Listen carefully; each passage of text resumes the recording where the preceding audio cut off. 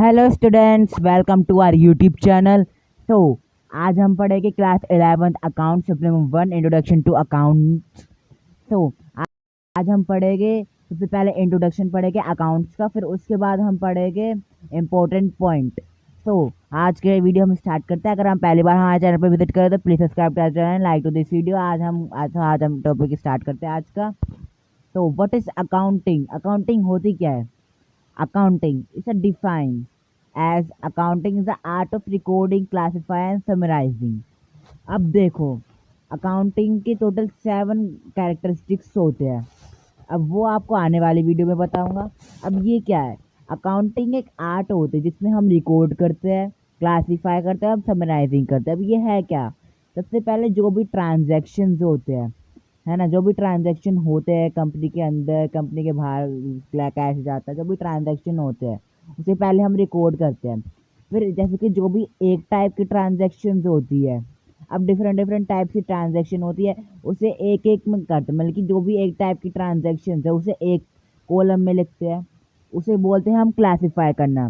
फिर उसे समराइजिंग करते हैं कि हमारा जो कि बिजनेस है वो प्रॉफिट में गया, लॉस में गया, क्या है। अब समराइजिंग कैसे करते हैं हम? पहले हम पीएनएल मतलब कि प्रॉफिट एंड लॉस अकाउंट्स बनाते हैं, ट्रायल बैलेंस और बैलेंस शीट, है ना, इन अ सिग्निफिकेंट मैनर, मतलब कि बिल्कुल प्रॉपर मैनर में हम बनाते हैं। ये नहीं कि कैसे भी बना दिया, क्लासिफाई कर दिया, जैसे भी कर दिया, डिफरेंट डिफरेंट उसमें डाल दिए, बिल्कुल एक अच्छे से और सिग्निफिकेंस मैनर के साथ। इन टर्म्स ऑफ मनी, अब कोई भी ट्रांजैक्शन बिना अगर मनी के हो ही नहीं सकता। अगर वो बिना मनी के है तो वो अकाउंट में काउंट नहीं होगा, मतलब कि वो अकाउंटिंग में नहीं होगा। और ऐसा होता ही नहीं है कि कोई भी ट्रांजैक्शन ना हो मनी की फॉर्म में। तो इन टर्म्स ऑफ मनी उसे क्लासिफाई किया जाता है। And transaction and events which are in a part of at least a financial characters, मतलब कि जो कि पार्ट होते हैं फाइनेंशियल कैरेक्टर्स की। एंड इंटरप्रेटिंग द रिजल्ट, मतलब कि रिजल्ट को इंटरप्रिएट करते हैं। मतलब कि उसे इंटरप्रिएट करना, मतलब कि उसे डिफरेंट डिफरेंट चीज़ में कम्युनिकेट करते हैं। सो इंटरप्रिएटिंग द रिजल्ट, कि सब कुछ ठीक है कि नहीं, एनालाइज होता है वो कि सब कुछ ठीक है कि नहीं, जो भी हमने रिजल्ट बनाया उसे ठीक है कि नहीं, उसे एक बार एनालाइज कर लेते हैं, इंटरप्रिएट करते हैं, उसे चेक करना बोलते हैं। तो कॉन्सेप्ट क्या होता है मार्केटिंग का? कॉन्सेप्ट ऑफ अकाउंटिंग, मतलब कि अकाउंटिंग का कॉन्सेप्ट क्या होता है, सॉरी, अकाउंटिंग का कॉन्सेप्ट क्या होता है? Accounting is a systematic process of recording, classifying, summarising, मतलब कि उसे सिस्टमैटिक प्रोसेस में रिकॉर्डिंग करते हैं। ये नहीं कि कैसे भी हमने रिकॉर्ड कर ली, कोई भी ट्रांजैक्शन बाद में हुआ उसे पहले रिकॉर्ड कर लिया, जो भी पहले हुआ, मतलब कि हम एक ईयर, मतलब कि एक ईयर में करते हैं हम, मतलब कि एक अकाउंटिंग ईयर होता है। अगर हम सारे मतलब कि लास्ट में लेके बैठ जाए कि क्या क्या एनालाइज करना है तो वो प्रॉब्लमेटिक हो जाएगा। तो हमें जैसे जैसे ट्रांजैक्शन होते हैं वैसे हमें रिकॉर्ड करना होता है, उन्हें क्लासीफाई करना होता है, उसे समराइज करना होता है।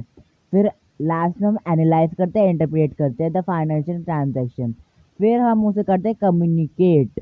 अब कम्युनिकेट हम किस किस से करते हैं? The result to the users of accounting information, मतलब कि यूजर से हम कम्युनिकेट करते हैं। देखो, कॉन्सेप्ट ऑफ अकाउंटिंग का एक ये भी कॉन्सेप्ट है कि उसे सिस्टमैटिक प्रोसेस, सिस्टमैटिक तरीके से रिकॉर्ड करना, क्लासीफाई करना डिफरेंट डिफरेंट कैटेगरीज में, फिर उसे समराइज करके एनालाइज एंड इंटरप्रेट करना, ठीक है। और जो भी फाइनेंशियल ट्रांजैक्शन है जो कि कंपनी के अंदर होती है और जो भी कंपनी के बाहर, मतलब कि एक कंपनी की अकाउंटिंग होती है, मतलब कि जो भी हम अकाउंटिंग करते थे, एक कंपनी एक अकाउंटिंग करते हैं, वो अपने जो भी ट्रांजैक्शंस है उन्हें देखती है क्या है। तो मतलब कि जो भी ट्रांजैक्शन होते हैं, बिजनेस ट्रांजैक्शन होते हैं जनरली, उसे हम रिकॉर्ड करते हैं, क्लासिफाई करते हैं, है ना। To the users of accounting information, अब ये यूजर्स कौन होते हैं ये हम ज़रूर समझेंगे। तो इट गिव्स इंफॉर्मेशन। अब हमने अकाउंटिंग कर ली, हमने सब कुछ प्रॉपर तरीके से कर लिया, हमने अकाउंटिंग कर ली, अकाउंटिंग क्या होती है ये समझ लिया, उसका कॉन्सेप्ट समझ लिया। अभी जनरली होती क्या है ये देखते हैं। द रिसोर्स अवेलेबल, अब इसे करते क्यों है, मतलब कि कितने रिसोर्स अवेलेबल है कंपनी के अंदर। अब एक कंपनी प्रोडक्शन करती है, उसने रॉ मटेरियल मंगाया, उसने कितना सेल करा, उसका कितना प्रोडक्शन हुआ, उसने क्या क्या यूज़ किया। तो रिसोर्स अवेलेबल, कितने रिसोर्स अवेलेबल्स है, how the resource has been use, कैसे उन रिसोर्स को यूज़ किया गया है। अब कुछ होते हैं ना कि कुछ रिसोर्स ऐसे यूज़ करते हैं कि ओवर एक्सप्लॉयटेशन हो जाता है। अब कैसे रिसोर्स यूज़ किया कि कम रिसोर्स यूज़ किया, ज़्यादा करा, प्रॉफिटेबल मैनर में करा, उसे वो ये इंफॉर्मेशन देती है अकाउंटिंग। अब the result achieved by their usage, अब क्या क्या यूजेस अचीव्ड होते हैं बाय देयर यूजेस, मतलब कि हमने रिसोर्स का यूज़ कर लिया, रिसोर्स हमने मंगाए, उसका यूज़ किया, अब उसके क्या रिजल्ट हुआ, हमें प्रॉफिट हुआ, उससे लॉस हुआ, वो अकाउंटिंग बताती है। ये सबसे ज़्यादा इम्पोर्टेंट है कि कौन सी इंफॉर्मेशन देती है अकाउंटिंग। सो आज के हम इम्पोर्टेंट इन्फॉर्मेशन में आ चुके हैं, इम्पोर्टेंट पॉइंट में आ चुके हैं। तो इम्पोर्टेंट पॉइंट क्या है? The accounting information communicate to the users. अब हमने ये जाना था कि अकाउंटिंग इन्फॉर्मेशन कम्युनिकेट होते to the users, but there are two types of users. अब there are generally two types of users होते हैं जिनसे हम अकाउंटिंग इन्फॉर्मेशन कम्युनिकेट करते हैं। हम क्यों अकाउंटिंग करते हैं, कॉन्सेप्ट क्या होता है, वो क्या अकाउंटिंग इन्फॉर्मेशन क्या हमें देती है, हमें क्या पता चलता है अकाउंटिंग से, हमने सब कुछ जाना। अब there are two types of users, internal user and external users। अब इंटरनल यूजर और एक्सटर्नल यूजर्स क्या होता है, ये हम आने वाली वीडियोस में जानेंगे। तो आज का टॉपिक हमारा यहीं पे ख़त्म होता है। अगर आपको वीडियो पसंद आए please subscribe to the channel, like to this video. Thank you.